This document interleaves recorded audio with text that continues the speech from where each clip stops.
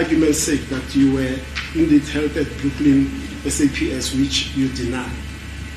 Asithi nje siyayixoxela noma siyayikhulumela ukuthi wawukuyona ipolice station leyo yase Brooklyn nanoma nje wena unqaba kodwa asithi nje wawukuyona. Whether the phone registered at Pretoria University Tower or not, were you the person that had a cell phone, that cell phone, only a person in your possession at that time? Noma ke iphone yona noma ke umakhalekhukhwini wona waxosha tower le eyase Pretoria University noma akukanjalo, kodwa ingabe wena yini umuntu owawuphethe iphone ngaleso sikhathi leso, leyo phone leyo ekhuluma ngayo yayo le number le?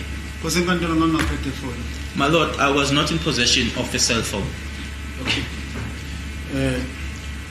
Let's go to a different aspect also that we want to clarify, which pertains to your evidence regarding the presence of Mr. Mjiako at the Thabane Magistrates Court. Asiye kolunye ke udaba lolu oluphathelene noMjiyako enkantolo yase Thabane. Now, when I was speaking at the record, you were asked whether Mjiako represented you in the Thabane Magistrates Court, and at some stage you said, I did not see Mjiako. Ukuziwe ke ukuthi ke uMjiyako wayekumele yini enkantolo yase Thabane, waphendula ke wathi wena ke kunesikhathi la khona ke ngazange ngimbone uMjiyako. Yeah. Yes. Can you explain, Mr. Ntanzi, what you meant when you said you did not see Mjiako? Ungabe ungachaza yini ukuthi ke ubusho ukuthini uma ngabe ukuthi angizange ngimbone uMjiyako?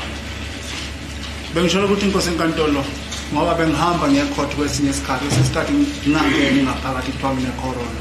I meant to say, my lord, that at times I would go to the court, to the magistrate court, and I would not be allowed access to get inside the court, my lord, because I would be told that it's there's a COVID. Siphinde lo muntu lo kimi wayehlala egqoke imask efaka amadimasi, so ngisho ngaqhamuka la ngengimkhombe. And at times, my lord, this person would be wearing a mask and would also be wearing like in glasses.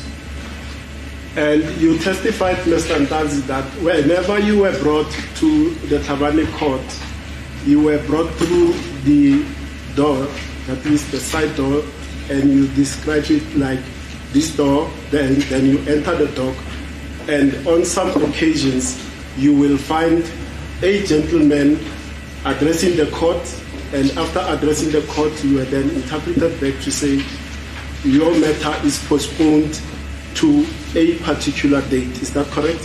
Ngendlela ke ubuchaza ngayo uchazela ke inkantolo ukuthi la wangena khona eThabane uze wenza ke isibonelo ngalesi sicabha lesike wathi ke wangena eceleni ubuso uyahamba ke uyongena ke eboxini uma ungena ke kunamlisa thizeni okhuluma nenkantolo ubese wena ke uyatolikelwa utolika ukuthi icala lakho liyahlehliswa. Yeah. Yes, my lord. Now the state has put to you, and we have seen from Exhibit RR, which are the appearances for the Thabane Magistrates Court, that Mr. Mjiako appeared purportedly on your behalf on about 6 occasions. Sibonile ke lana kule incwadi ke zasenkantolo umshushisi ke ebeyiveza la ifundela inkantolo echazayo ke ukuthi ke enkantolo yaseThabane ngokuthi nayo sinayo ukuthi ke lapho ke uMjiyako ke ebemele ke noma ke wayekhona ke enkantolo ukuthi ke ngokusho kwabo ke ukuthi kwakuamahlandla ayisithupha. Now on those 6 occasions, did Mr. Mjiako ever come to you at the dock, ask the court's indulgence, come to you at the dock and introduce himself to you? Kulawo mahlandla ayisithupha ke ingaba kunehlandla la umnumzana uMjiyako weza khona noma ke acela inkantolo ukuthi uyacela ke ukuthi nje aye kuwena la eboxini la ukhona azokhuluma nawe? Cha nkosi enkantolo. No, my lord. Mina kwesinye isikhathi ngangangena nongena eboxini. At times I would not even enter the dock, my lord. Ngangithi mangena ngomnyango thothi ngisahamba ngenyawo kuthiwa ngime khona la akhuluma utolika ngitshela icala liyahlehlelela ngale kude. Khona lapho ngiphuma ngihamba ngiyalayishiwe emotweni ngilethiwe police station At times, my lord, I would still be walking on my way to the dock, and then the interpreter would then convey to me that your matter is being postponed to such and such a date. From there, my lord, I would then go back to the vehicle. And on the 6 occasions, did Mujako ever come to you to say, my name is Mr. Mujako, and I am sent by your sister to come and represent you in this matter? Kula mahlandla ayisithupha noma ke awu6 khona yini ihlandla la aza kuwena khona umnumzana uMjiyako wathi ngumJiyako mina ngithunywe usisi wakho ukuthi ngizokumela la enkantolo? Cha likho lelo langa lenkosi enkantolo. No, my lord, there was never such a day. At any of the appearances at the Thabane Magistrates Court, did the magistrate ever turn to you and ask you to confirm whether or not Mr. Mjiyako was your appointed attorney? Likhona yini ilanga noma ihlandla la khona ke imantshi uqobo yaqonda kuwena ke ikhuluma nawe ikubuza ukuthi ngabe uyaqinisekisa yini ukuthi lo mlisa lona ke uMjiyako ummeli wakho? Ubuzwa imantshi no. Ngoba mina ngizengenza umzekelo ngecourt yona le ngathi ungenile lapha ecourt ngela yangibuza icourt ukuthi ngiyavuma ngathi na yebo ngiyavuma ngase ngibuza kwenza kanjani into ehlabana ngingabuzi ukuthi lo mmeli ngiyamazi. Because I even made an example with this court that in this court I was asked, the court asked me if I confirm that indeed you are my legal representative. I then said yes, I do confirm. I then asked why is it that the same exercise was not done in Thabane? And at any of the Thabane court appearances, after the appearances you are then taken back to the motor vehicle that transported you there. Did Mjiyako ever come to where you were transported in the car and introduce himself after the appearances at the Thabane Magistrates Court? We are sure ke ukuthi ke usahamba ke ubese utolikela ukuthi uyajika ukuyela emotweni. Ingabe lapho kusubuyela emotweni noma imoto leyo wakuyona wake weza yini uMjiyako wafika ke lapho washo ukuthi ubani nokuthi ummeli wakho? Cha akazange nje. No, my lord, he never came. Let's move to a different aspect, Mr. Ntanzi, which is the alleged consultation of you by Mjiyako on the 23rd of June 2020. Asize kolunye ke udaba manje udaba ke lokuxoxisana nokukhulumisana ke naye uMjiyako phecelezi ke uconsulta ke 23 zika June 2020. On the 23rd of June 2020, were you ever visited by an attorney at the holding cells at Muat SAPS? Ingabe ngazo i-23 zika June 2020 kunomeli yini oweza wazobona uMarcel Secretariat Muti? No, my lord. Perhaps I should just put it into context so that I'm not misconstrued, because apparently Mr. Mjiyako, I'm not sure at the time he was an advocate or an attorney, so let me rephrase the question. Were you ever visited by a legal practitioner on the 23rd of June 2020 whilst you were in custody at SAPS? Angisho kanjena ke ngoba ngazi noma waye advocate yini ngaleso sikhathi noma cha, kodwa ingabe ngaleso sikhathi leso 23 June 2020 kuma cells noma ku police station Secretariat Muti kunomeli yini oweza ezokubona? Cha nkosi enkantolo. No, my lord.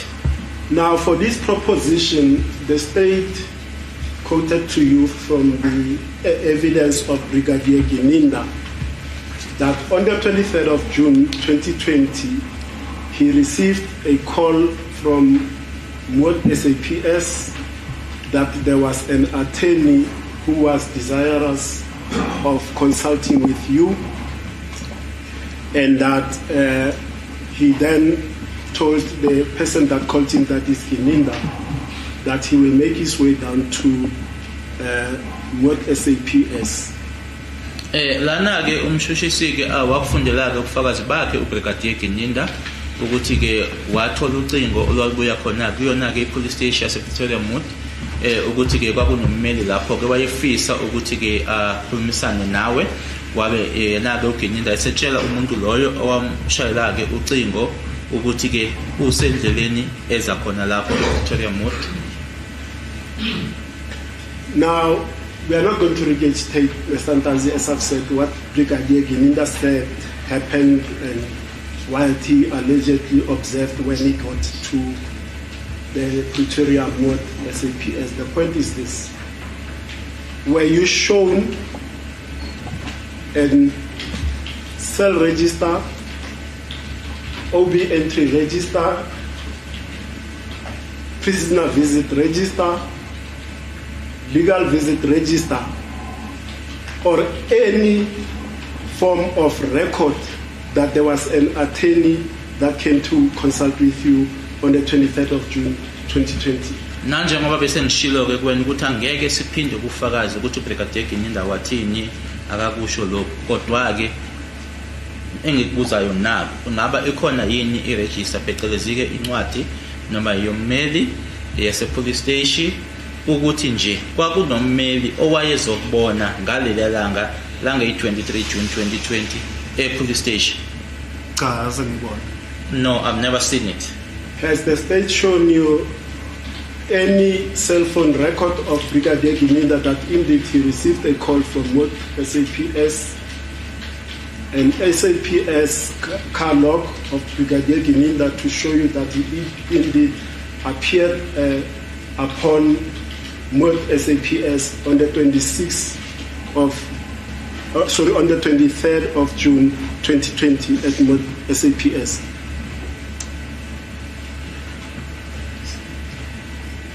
The first one was the column. The first one for in regard of Brigadier Gininda. The call. It was an extract from his diary, the logbook for the car. Okay. Okokuqala ingabe umshushisi khona yini akukhombisa kona okuyinkomba ukuthi ngempela uBrigadier Gininda wathola ucingo olwalubuya ePretoria Mood ukuthi ke aye khona? Okwesibili kukhona yini akukhombisa khona mhlasimbe incwadi ke yemoto ukuthi ke impela wahamba lapho kubhaliwe lapho kuleyo ncwadi leyo ukuthi wayehamba ngemoto noma yakhe noma imoto yesiphoyisa ngempela wayofika ePretoria Mood? Kukhona yini owakuboniswa okukanjalo? Cha, kusenkantolo lapho. No, there's nothing, my lord. And does it surprise you that not even one officer, the one that allegedly made the call to Brigadier Gininda, was not called to come and confirm that indeed he made a call to Gininda, informing him that there's an attorney that wants to consult Ntanzi? Ingabe kuyinto ekumangazayo yini ukuthi ke alikho nelord iphoyisa noma ke lona lelo ekuyilona elashayela uBrigadier Gininda ucingo elabizwa ukuthi lize la enkantolo lizoqinisekisa ukuthi impela kwakuyimina owafonela uBrigadier Gininda ukuthi kwakunommeli owayekhona ePretoria Mood ezokhulumisana nesiboshwa uNtanzi? Kuyangimangaza wavela engakhulumi lona iqiniso, ayingatshela icourt iqiniso. It is a surprise, my lord, or it's something that does amaze me because it indicates that indeed the court was not being told the truth. Ngoba ngisho incwadini lezi zase-police station lezi bengihamba khona kubhala iphone number kaMkhana ayibhalanga unumber kaGininda. Even with regards to the cell books, my lord, the occurrence book as well as the other books, the cell registered, my lord, the number that is written there, it's Mkhana's number and not Brigadier Gininda's number. Now let's speak about the events at the Boksburg Magistrates Court. Mr. Ntanzi, the reason why I'm asking in this format, I'm asking it in the manner in which you were cross-examined. So I'm not following the logical sequence of how I led you in the evidence in chief. I'm following the cross-examination as it happens. So it jumps from one day to the next, but the essence is to clarify the issues relating to that cross-examination. Asiyeke manje kudaba lwasenkantolo eBoksburg. Isizathu-ke mnumzana uNtanzi ukuthi ngikubuze ngale ndlela-ke ngilandela-ke indlela-ke okuhlonywa ngayo imibuzo uyena-ke umshushisi. Angikubuzi ngale ndlela ebengikubuze ngayo eqaleni ngesikhathi bekuyimina-ke obekhola noma-ke ekubuza-ke imibuzo. Ingakho-ke ngithi ngisuka la ngiye lapha indlela-ke imibuzo obuyibuzwa ngayo. Yes. Now, you testified that at the Boksburg Magistrates Court, as you are being led by Mohani and the escort that was accompanying Mohani into the building of the court, you were then approached by a male person that says, I'm a lawyer, I'm sent by your sister to come and assist you. Do you remember that? Utheke kubufakazi bakho ngesikhathi-ke niya khona-ke lapha eBoksburg uhamba noMohani kanye noMabhenaki lapho wahlangana khona-ke nomuntu wesilisa owathi ummeli uthunywe usisi wakho ukuthi azokumela. Yeah. Yes. We now know that person is Mr. Mjiako. Siyazi-ke manje ukuthi umuntu loyo kwakuwumjiyako. Now the question Yes. is, Mr. Ntanzi, how much time did you have with Mr. Mjiako to communicate and interact with him before you were led into the magistrate's office in room 2 at the Boksburg Magistrates Court? Umbuzo yilona-ke ingabe waba nesikhathi esingakanani-ke ukuthi-ke ukhulumeke nomjiyako esekushilo-ke lokho ukuthi ubani yena uthunywe ubani, kwaba isikhathi esingakanani owaba naso naye ngaphambi kokuthi uhambeke uye kwihhovisi leliya lemanje eroom 2? Kosenkantolo kubanga isikhathi eside. My Lord, it was not for a long time Ngoba yonke into yenzeka speed ngangeniswa phakathi. because everything happened fast and I was taken inside. The reason I'm asking you this is that the state posited to you that on the 24th of June 2020 at Boksburg Magistrates Court, you did not ask Mjiako what his name was because you already knew his name and who he was from your consultation with him on the 23rd of June 2020 at Board SAPS. Manje-ke isizathu-ke sokuthi-ke ngikubuze lokho-ke yingoba-ke mshushisi kuwena-ke akusho kuwena ukuthi awuzange umbuze umjiyako ngalela langa lange-24 June 2020 lapha eBoksburg ukuthi ubani nombuza igama lakhe, yingoba umazi vele ukuthi ubani ngoba ngelanga elingaphambili ngeyi-23 zikaJune 2020 yileli langa ohlezi phansi naye uxoxisana phecelezi-ke uconsulta naye epolice station yasePretoria Moti. Akulona iqiniso lelo. That's not true, my lord. Ilanga lami lokuqala ukumbona lelo langa ngalo langa le-24 eBoksburg. Ilanga lami lokuqala ngibona nje. On that day, my lord, on the 24th of June 2020 in Boksburg, that was the very first day that I saw him. So ukuthi kuthiwa phambi kwakhothe mina ngase ngeke ngambona yini pho azothi kimi ngithunywe usisi wakho ngifanele usisi wakho izolo ngithunywe usisi wakho mase ngithi angibonisa inamba ka6 asangibonisi futhi. If, my lord, it is being alleged or claimed that I had seen him before, why is it then that on that day he then told me that I am so-and-so and I've been sent by your sister and your sister called me yesterday so that I come and represent you. When I then asked him or requested him to show me my sister's number, he didn't do that. Okay.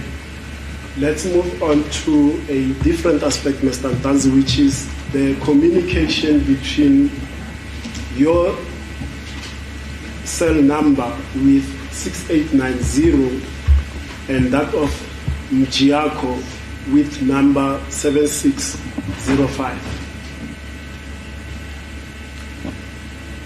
Now, the state has taken, like I said at the beginning when we started our interaction, that they've taken you through cell phone records extensively for a period of over 2 weeks. So we're not going to repeat what they said, Mr. Ntanzi. Asidlulela kolunye-ke udaba manje udaba-ke luxhumana-ke phakathi kwakho noma-ke inamba yakho u-6890 kanye nenamba-ke abathi-ke idaba kamjiyako u-7605.